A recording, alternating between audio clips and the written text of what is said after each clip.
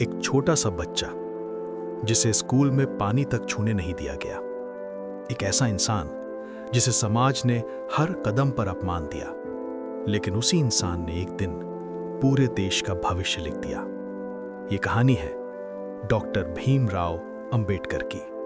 नमस्कार। 14 अप्रैल 1891 मध्य प्रदेश के महू अब डॉक्टर अंबेडकर नगर में एक बच्चे का जन्म हुआ।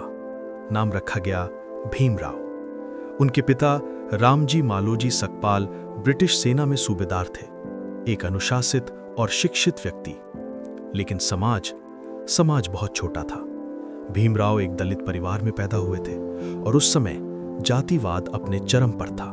जब भीमराव स्कूल गए तो उन्हें एक छात्र नहीं बल्कि अछूत की तरह देखा गया। उन्हें क्लास के पीछे बैठाया जाता था, कोई उनके पास नहीं बैठता था।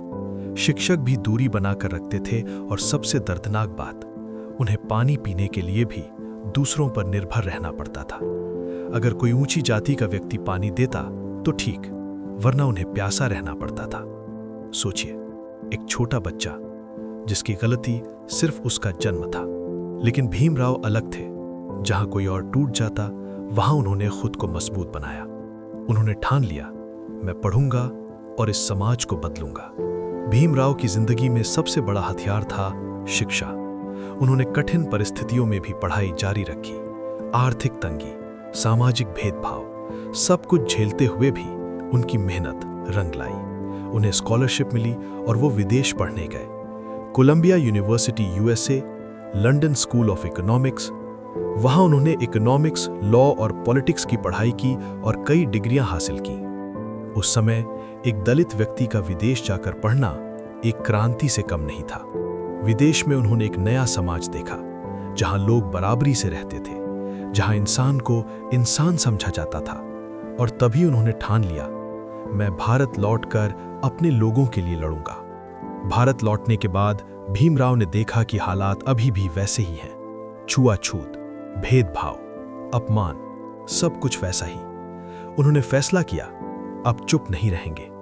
उन्होंने लेख लिखे, भाषण दिए, लोगों को जागरूक किया। ये उनके जीवन का टर्निंग पॉइंट था। उन्होंने दलितों को लेकर महट गए, जहां एक सार्वजनिक तालाब था, लेकिन दलितों को वहां से पानी लेने की अनुमति नहीं थी। भीमराव ने खुद पानी पिया और कहा, यह पानी सबका है। यह सिर्फ पानी का आंदोलन नहीं था, यह बराबरी की लड़ाई थी। भीमराव अब एक बड़े नेता बन चुके थे। उन्होंने दलितों के अधिकारों के लिए राजनीति में कदम रखा। उन्होंने कई संगठनों की स्थापना की और समाज सुधार के लिए काम किया। ये एक महत्वपूर्ण घटना थी। महात्मा गांधी और डॉक्टर अंबेडकर जी के बीच समझौता हुआ। इसका उद्देश्य था दलितों को राजनीतिक अधिकार देना। 1947 भारत आजाद हुआ। अब देश को एक संविधान की जरूरत थी और इस जिम्मेदारी के लिए चुना गया डॉक्टर भीमराव अंबेडकर को। उन्होंने संविधान सभा में ड्राफ्टिंग कमेटी के चेयरमैन के रूप में काम किया, दिन रात मेहनत की, एक एक कानून को ध्यान से लिखा। 26 जनवरी 1950 भारत का संविधान लागू हुआ। इसमें शामिल थे समानता का अधिकार, स्वतंत्रता का अधिकार, छुआछूत का अंत। अंबेडकर जी को कहा गया भारत के संविधान के निर्माता। अंबेडकर जी मानते थे कि जातिवाद का अंत जरूरी है। 1956 में उन्होंने बुद्धिज्म अपनाया और लाखों लोगों को नई दिशा दी। 6 दिसंबर 1956 उन्होंने इस दुनिया को अलविदा कह दिया। लेकिन उनका काम, उनके विचार आज भी जीवित हैं। छोटा बच्चा जिसे पानी तक छूने नहीं दिया गया, वही इंसान एक दिन पूरे देश के अधिकार लिख गया। यही है भीमराव अंबेडकर की कहानी।